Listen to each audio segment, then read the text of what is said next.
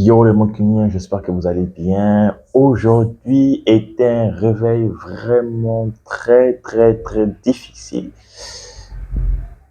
Ah, trop fort les gars. Un seul mot à retenir pour cette rencontre.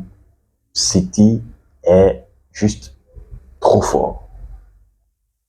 Ouais, c'était une belle rencontre, mais malheureusement, United, du moins, n'a pas réussi à sortir son épingle du jeu, même s'il y a eu des occasions dans les dernières minutes.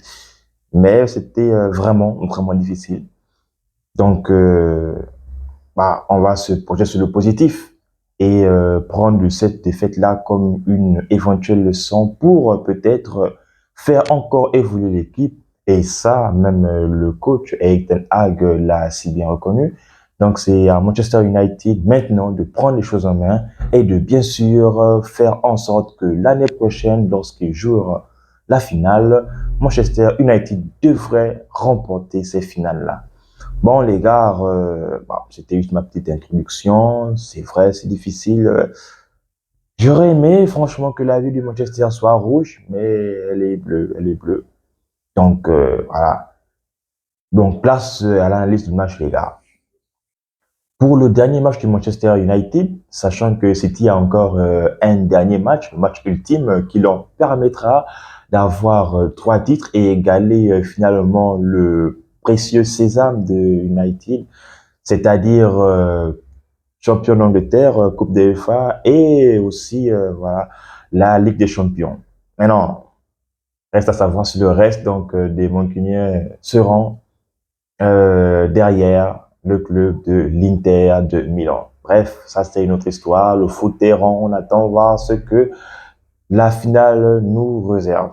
Bon, pour commencer, nous allons d'abord on va d'abord voir les formations qui ont été alignées. Du moins, on va plus s'attarder pour Manchester United, parce que les Manchester se sont affrontés. C'est un peu bizarre de dire Manchester, et puis on ne sent pas la différence. Donc, on va aller sur les deux derniers noms. Donc, United est parti sur une composition, on va dire, plutôt tactique. Et je pense que pour la majorité des fans de Manchester, normalement, cette composition-là, c'est vrai, avait des failles, mais c'était la meilleure composition possible. Donc, dans les buts, on pouvait bien sûr retrouver notre emblématique Deria, qui, bah, pour moi, vous savez mon opinion sur Deria. Sur le côté droit, c'était Van Bissaka. Ensuite, il était accompagné par l'axe central de Lindelof et de Raphaël Varane. Et sur le côté gauche, notre Anglais Luke Shaw, le gros bébé. La paire, donc, comme milieu de terrain, était composée de des Brésiliens, 100% brésiliens, Fred et Casemiro, qui, voilà, ma part, ont fait donc une très belle rencontre.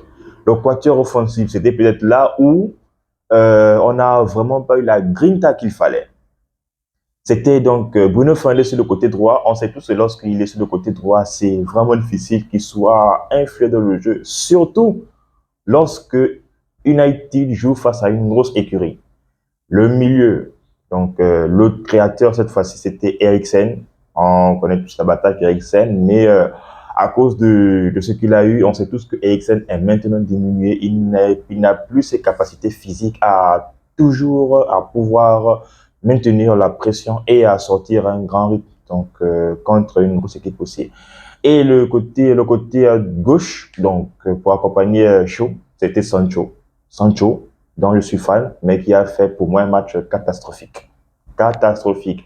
Et l'attaque, bien sûr, animée par le meilleur buteur, Marcus Rashford, qui va terminer la saison avec 31 buts, si je ne me trompe pas, toutes compétitions confondues. Eh bien, c'était cette composition-là qui a été alignée pour affronter donc le système tactique du 3-6-1 de, bien sûr, le grand Pep Guardiola. Franchement, chapeau à eux, comme j'ai dit en amont, trop forts. Ils sont vraiment très forts, les gars. Bon, aussitôt la rencontre débute, tu n'as même pas le temps de t'asseoir, tu remarques déjà qu'il était dans le premier but. Ah bon, et là, tu commences à te poser des questions, mais on est où là? On n'a même pas fait 1 minute de jeu. Gundogan a décidé de devenir le bourreau de Manchester. Est-ce que comme ça, est-ce que comme ça c'est bien les gars? Est-ce que comme ça c'est bien? tu n'as même pas le temps de t'asseoir, du moins pour les supporters. Il y avait, je sais même pas si les hautes personnalités étaient déjà bien assises que la première action, c'est directement le premier but. Donc, long ballon du second gardien, je dis bien les gars, second gardien de City. Et en plus de ça, pour la descente du ballon, les ballons étaient gagnés, du moins le second ballon était gagné par les joueurs de Manchester City. Aucun, je dis bien, aucun joueur d'United n'a su s'imposer pour arracher le ballon.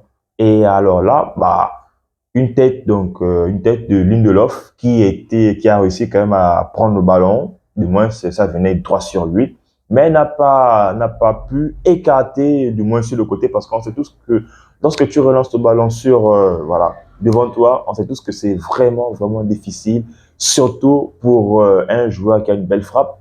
Et on l'a tous bien remarqué, Eriksen qui était très lent pour revenir sur Gundogan. Voilà, il a juste fait parler son talent. Et quel but, les gars. Franchement, au top. Hein. Gundogan, vraiment au top. Il a fait une très belle performance, vraiment au top. Donc, même pas une minute, Manchester est déjà venu 1-0. Je t'inquiète. Mais avec maintenant les nouveaux hommes forts de Manchester United, avec les expériences que certains joueurs de Manchester United ont acquis dans leur ancien club, donc, a fait en sorte que United soit calme et revienne dans la partie. C'est passé par qui? C'est passé par Casemiro.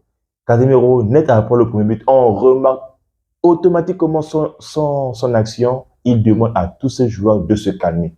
Tous ces joueurs de se calmer. Et après là, certes, City avait le monopole du ballon, mais United réussissait son match.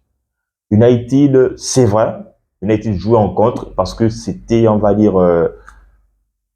c'était la seule façon pour United de contrecarrer les plans de City. Parce que ce soit Bernardo Silva, certes, il était bouché par Shaw. Grealish, même si lui aussi il était bouché par Bissaka, mais la grosse force, les gars, on sait tous que la force de toutes les équipes de Guardiola, c'est son milieu de terrain.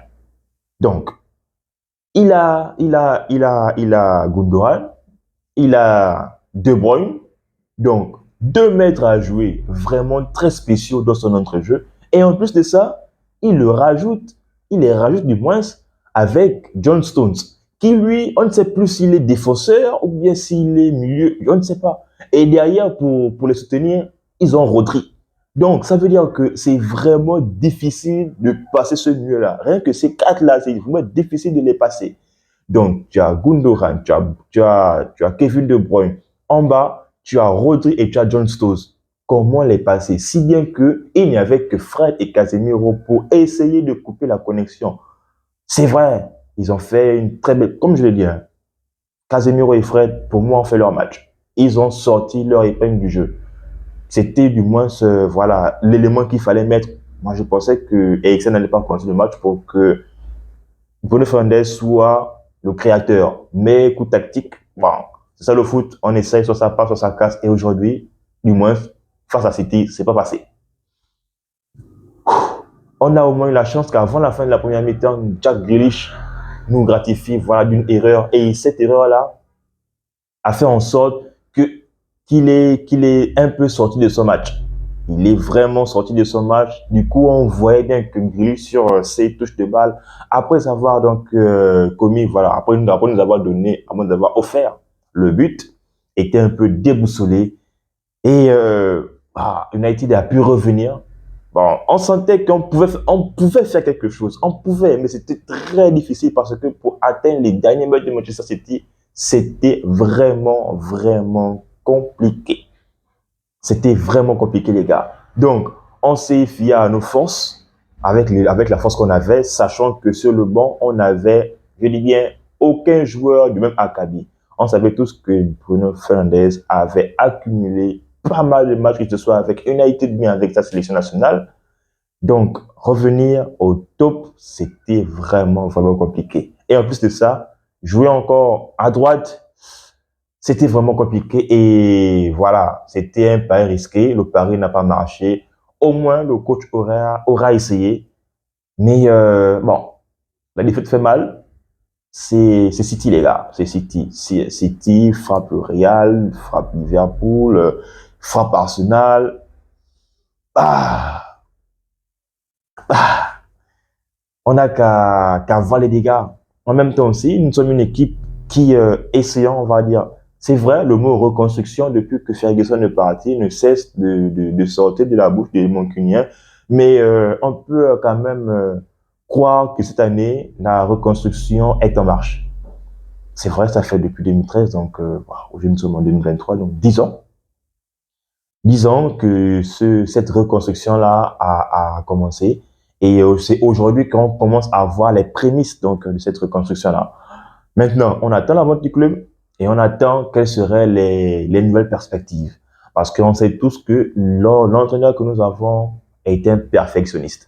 Ce chauve-là est un perfectionniste. On attend maintenant qui serait le prochain propriétaire du club et aussi quel serait vraiment le mercato de Manchester United après la vente du club.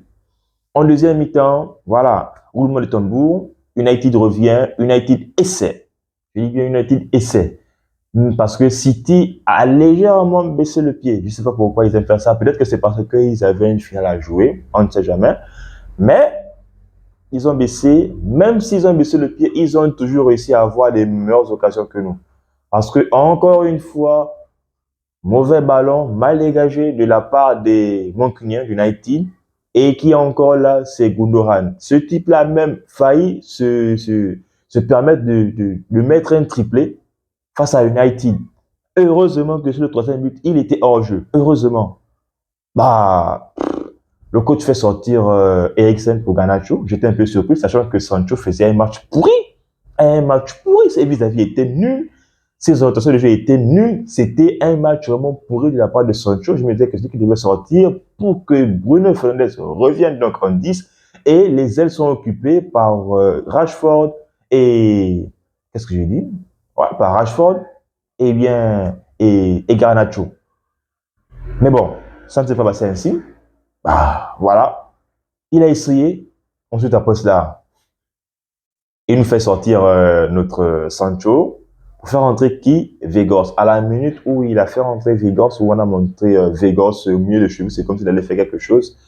Bah, je sais que là, le match était plié, sachant qu'on était déjà mené 2-1 et qu'on avait pris le troisième but de hors-jeu. C'était vraiment, vraiment très compliqué pour nous pour revenir.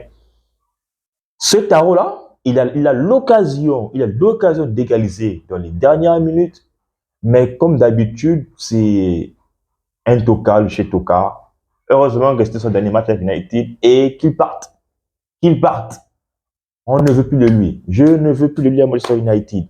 Qu'il s'en va. On n'a plus le temps pour ce genre d'attaquant-là. C'était vraiment une perte de temps. On a vraiment fondé des espoirs. Peut-être que nos espoirs étaient, on va dire, surestimés sur lui, mais le moins que l'on puisse dire, c'est que on a vraiment, vraiment été déçus. Je pense qu'il retourne avec un but. Un but marqué pour Manchester United. Et c'était le but, je crois, contre Newcastle ou bien West Ham, je ne sais pas. Entre les deux, je crois que c'était en FA Cup. FA Cup ou Carabao Cup. Oui, Carabao Cup contre Nottingham Forest. C'était le seul but où il a marqué, le seul match où il a marqué. Et là, on était à Old Trafford. Mais nul. Toka de chez Toka. Et pour revenir encore sur un autre Toka, les gars, je ne cesserai vraiment de le dire à chaque fois que je ferai mes vidéos lorsque je le verrai. C'est David De Gea. Je peux le dire sur ma précédente vidéo que son prime est terminé. Il faudrait impérativement qu'il s'en aille ou soit qu'un gardien vienne et prenne automatiquement la place donc de titulaire incontestable. Est-ce que vous avez vu la différence donc de jeu au pied de De Gea et du gardien de City Ortega, je crois que c'est comme ça qu'il s'appelle, précis dans toutes ses relances. De Gea, lui, relance juste pour relancer. Il dégage juste pour dégager. Il n'a même pas le temps d'observer et puis voir le placement de ses joueurs. Ortega, lui, voici la différence qui a emmené le premier but de Manchester City.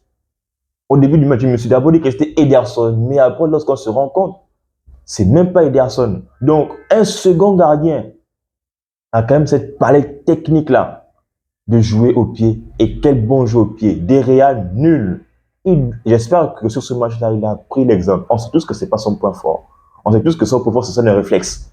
Mais là, Derrea, franchement, Derrea est fini. Derrea ne peut plus atteindre le prime qu'il avait dans ces années 2014, 15, 16. C'est fini. C'est fini, voire même 17. C'est fini. Il ne peut plus avoir ça. Mais bon, Manchester est sur Diego Costa, Manchester est sur André Onana. On espère que United prendra au moins un nouveau gardien pour prendre la place de Derrea. Et si Derrea veut rester, il doit mériter sa place. Et en plus de ça, je ne cesse de le répéter, il doit drastiquement baisser son salaire. Parce qu'il est inconcevable que tu sois le gardien le mieux payé de l'Angleterre.